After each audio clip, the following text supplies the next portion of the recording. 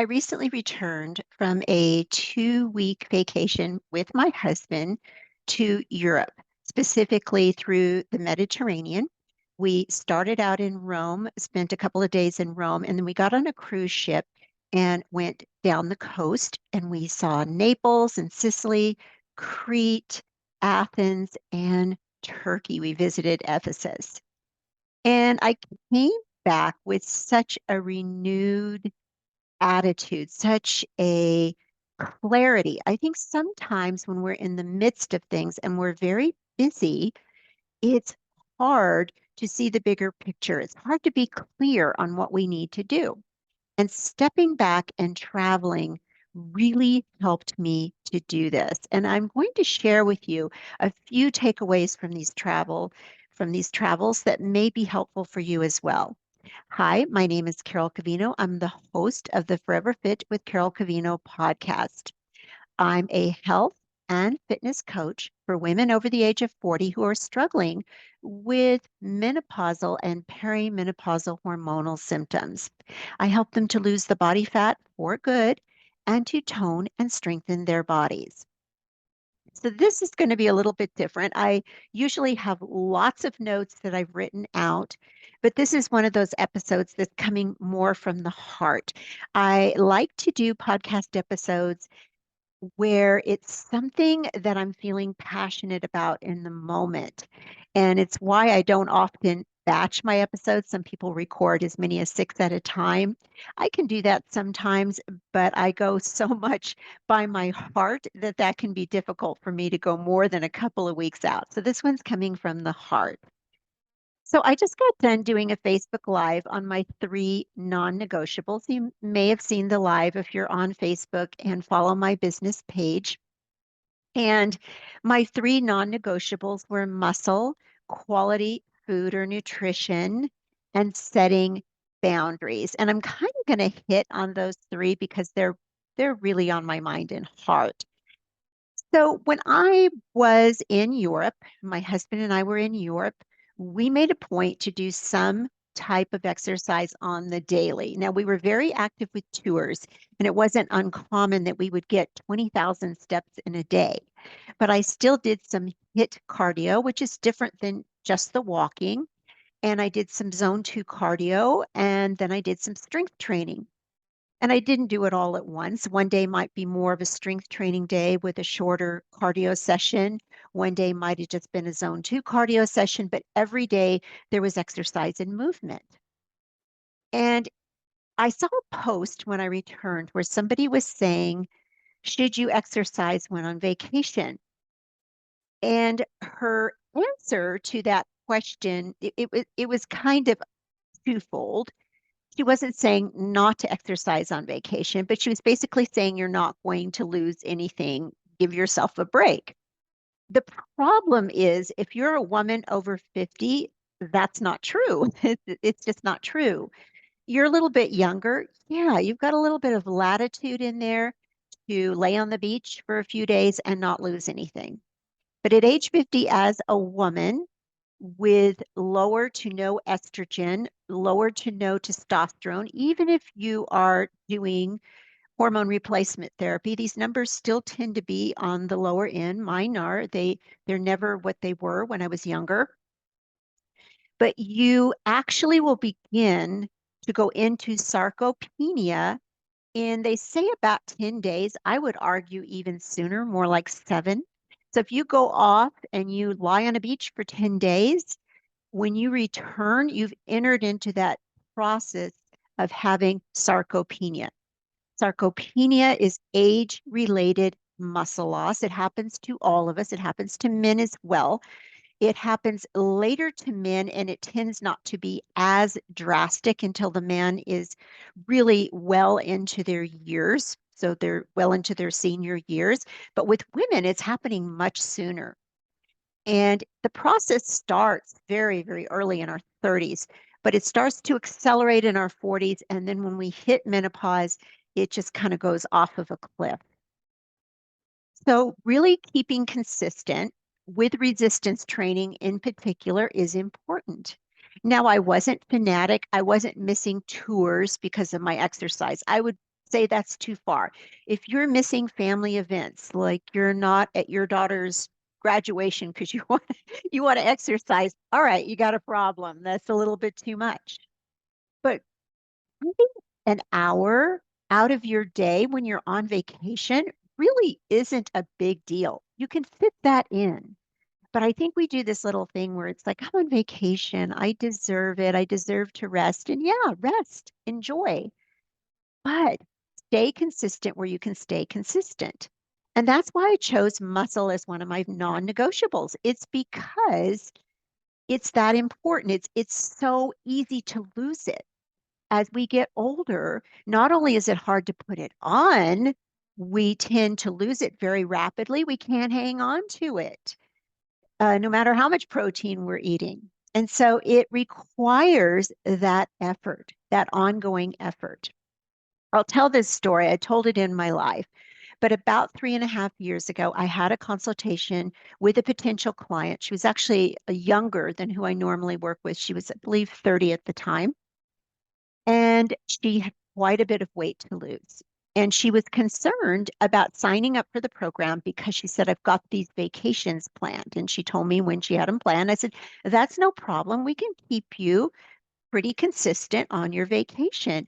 If there's a gym at the hotel, and she interrupted me, never even got it out of my mouth. She was almost mad. She was like, oh, heck no, I'm not exercising on vacation. When I'm on vacation, I will not exercise. I knew in that moment this coaching relationship wasn't going to happen. It was not going to happen. And it's not because I think something was wrong with her or because I was angry. I just knew that there wasn't going to be that connection.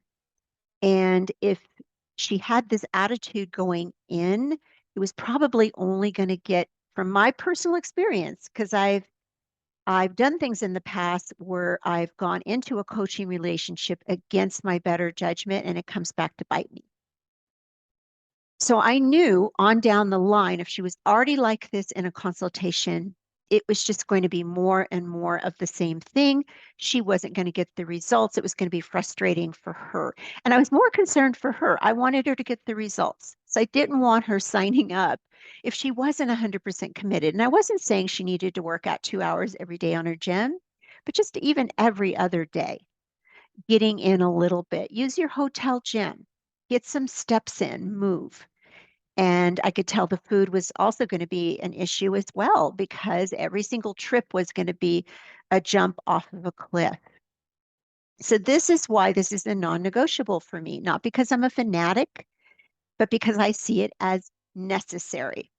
I know I had 2 back injuries and I know how rapidly you can lose muscle. There was just recently a study, and I'm going to look down at my notes here. It's a new study that finds that walking 10,000 steps daily significantly reduces the risk of developing obesity, depression, sleep apnea, and more just by walking. I'm not even talking about the strength training, just by walking. Specifically, it was anything above 8,000 steps. And the more steps you went above that, the better the effects. And I believe they had, I'm looking at my notes, 400,000 subjects in this, and they were using, I think it was Fitbits to get their data. But I thought, how interesting. And it became a little game for my husband and I on this trip to see how many steps we could get in a day. And he'd say, what's on your Apple Watch? And I'd say, oh, what's on yours? And we had a little thing going about it, trying to get those steps up. And we took the stairs. We were on a cruise ship. We did not use the elevators. We used them once with luggage, and that was it. We took the stairs for everything. Everything. Wanted to go to the top and sit in the jacuzzi? Stairs. Go down for dinner? Stairs. Go up and look at the stars on the deck? Stairs. And we did this all day long and went on very active tours as well. It all adds up, but we have to be willing to take that step. Going back to that individual I told you about. And once again, it's not a criticism, it's an observation. She had a lot of weight to lose. It wasn't going to come off by itself. And it wasn't going to come off without some kind of commitment to the process. It didn't have to be a perfect commitment. Hey, I'll meet you halfway, but you've got to be invested in some way. There is nothing more frustrating to me as a coach, and this is not anger, it's just a personal frustration and sadness when someone signs up with me and they don't implement. They don't check in, they don't do the workouts, they don't even follow the meal plan for a day, not even a day. And I keep making the bar just a little bit lower and a little bit lower and a little bit lower, like trying to get something, trying to meet them halfway. I don't just throw 10 million things and say, do everything perfectly. I meet them halfway. But when somebody won't even take those initial steps, it breaks my heart as a coach. And I'm not somebody that just wants the money. I don't want to take somebody's money if they're not going to get results, or at least move in that direction. And results don't have to mean losing 50 pounds. It can mean having more energy, sleeping better, being stronger, changing your body composition so there's less body fat, but more muscle, even if you weigh the same. It's all different things. In the Facebook Live, I also mentioned quality food, and I'll touch on it because that was another area that on my trip, I really was consistent. I don't even want to say I tried, I was consistent. Was I eating completely the way that I do when I'm home? No. I was enjoying local foods. I was enjoying the meals on the ship, but I didn't snack in between those meals. I was very active. And I made a point. It was breakfast, lunch, and dinner, or sometimes it was just brunch and dinner, depending on the day and how I felt that morning. And sometimes I'd do a little bit of fasting, come back to the ship, and we'd have our meal. It worked really well. I was never bloated. I came back actually the exact same weight, could still see my abs when I got back. And that really wasn't my goal. It just happened from the consistency. But quality food means many things. It means reading those labels, taking the time to look for those sneaky sugars, taking the time to look for the seed oils, the canola oil, grapeseed oil, corn oil, soybean oil. These are not good for our bodies. They're not the best form of fats. We want the healthy fats and not the ones that actually cause us to gain weight and lose energy, which those seed oils have been associated with that. So I'm really a stickler about the quality of the food that I put in my body. Something that I've seen as of late, and you may have too, is you go to your favorite restaurant and all of a sudden things are a little bit different because of inflation and because of the looming recession. And they tend to do things like the portions are smaller so that they can keep the price the same, or the quality of the food goes down. They're buying an inferior quality. And I've seen it with meats, I've seen it with fish, and I can taste it right away. My husband can taste it right away. We had an experience like that shortly after we got back from Europe, and it just wasn't the same. We recognized right away it was gristly, it was fatty, it was chewy, it was not good. We didn't eat it. Took a couple bites, paid, tipped our servers, and left, and probably won't be back again until things are hopefully different. So really looking at the quality of food, not just eating to eat, but eating to nourish your body and your mind. High fructose corn syrup is a huge problem that converts to, it raises the fructose levels, the sugar levels, the glucose levels. It causes the production of uric acid, which in turn can be damaging to the brain.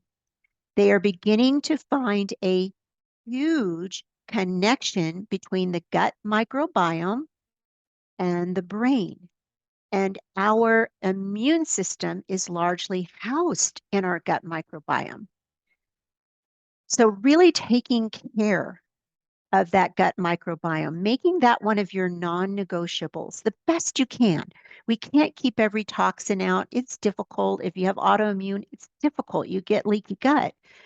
But really trying, and you can't do this alone with supplements. It means getting the glyphosate out, getting most of the gluten out, maybe getting some dairy out, which can also be inflammatory.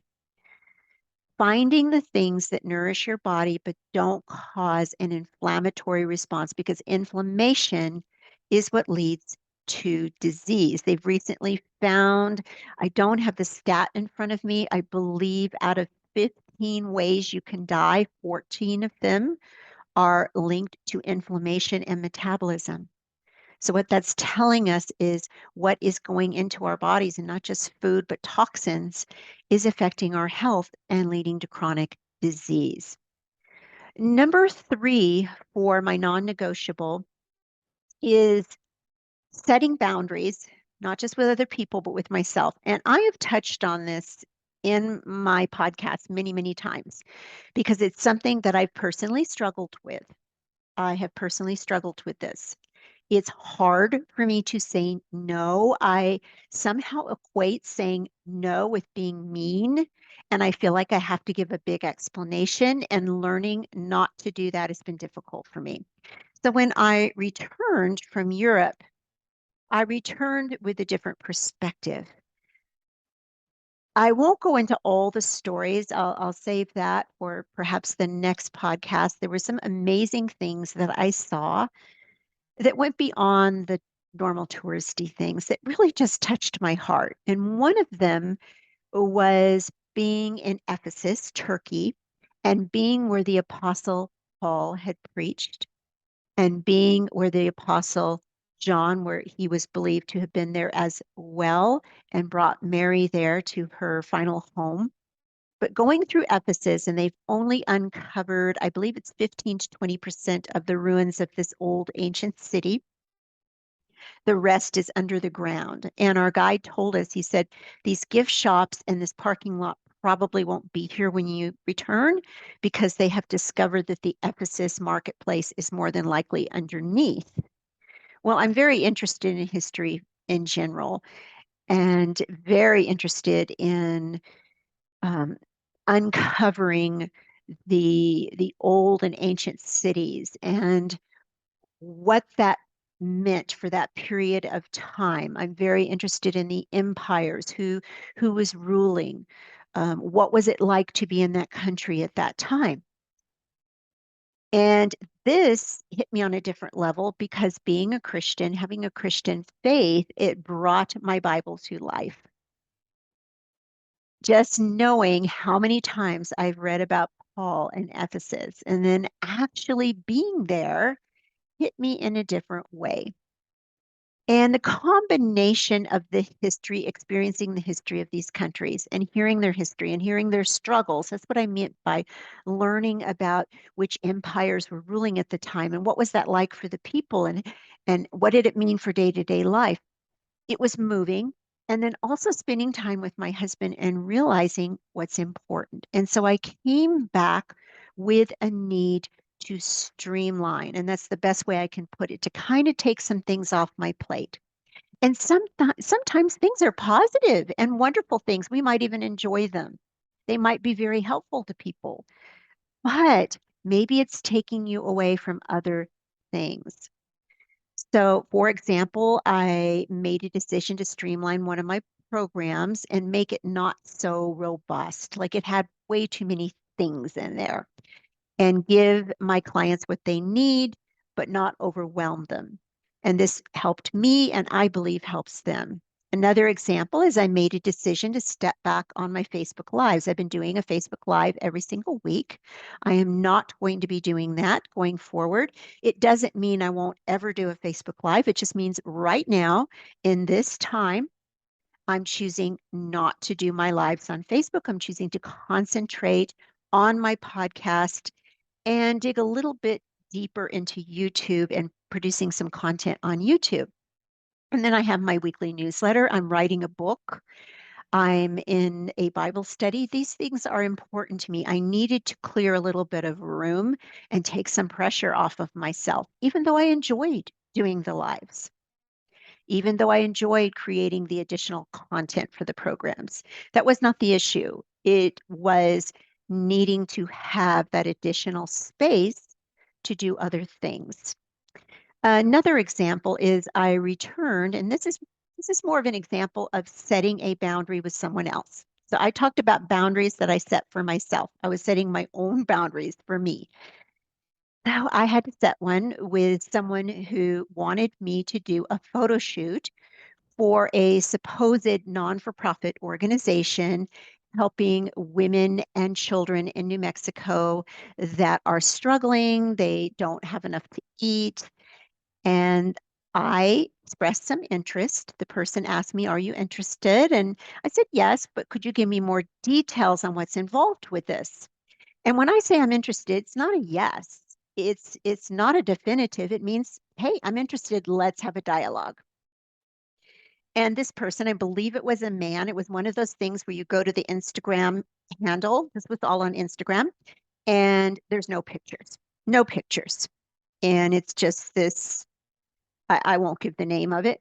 And then I tried to look it up online to see what the organization was all about. Could not find anything, not a thing, not a thing. And I dug. So this person, who I believe to be a man, came back and said that the pictures would be used on the website and would be used to encourage women and children in the community and families in the community, and would involve me wearing a swimsuit, a bikini. He wanted swimsuit shots. Well, I thought about that, talked about it with my husband, and went, this just isn't sitting well with me. I'm not understanding how pictures of me in a bikini is going to help a woman struggling with domestic abuse or who can't feed her kids. Like, I don't get it. So it didn't feel right. So I very kindly sent a message back in the morning, say, after some consideration, I've decided this just isn't right for me. And I received an extremely nasty reply telling me that it was probably for the good because I'm all about myself and I do absolutely nothing to help my community. Very nasty. But this is a red flag. And for the ladies listening, and I know most of my listeners are ladies, I have a few guys, it's a red flag.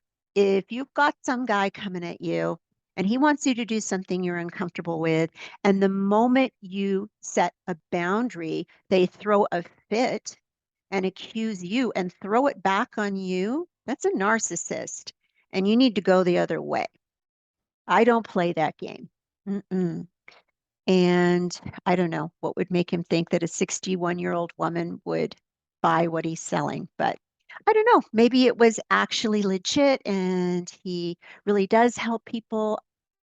Who's to say? But it didn't feel right for me.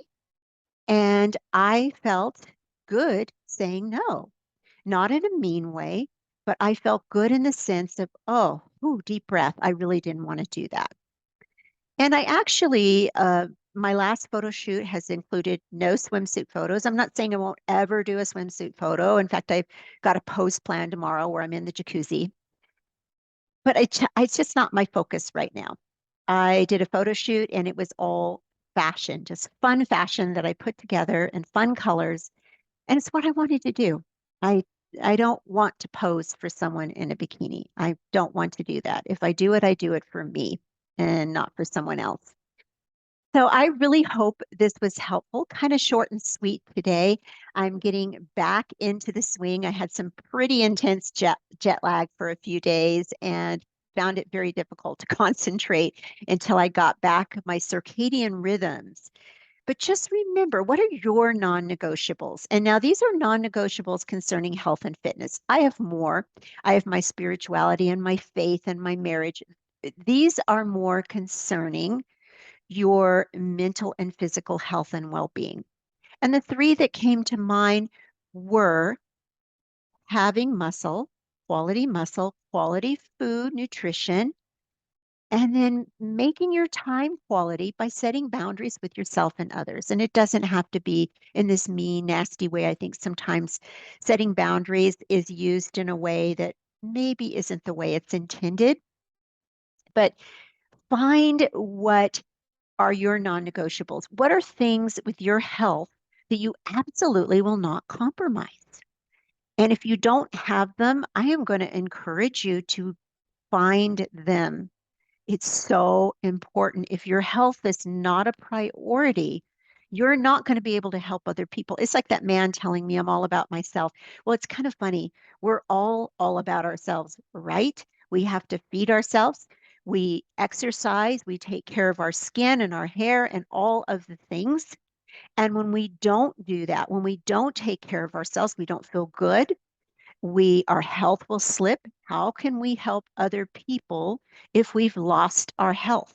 How can we help other people if our diet has brought about lower cognition, where we can't even remember things properly anymore? How are we going to help people?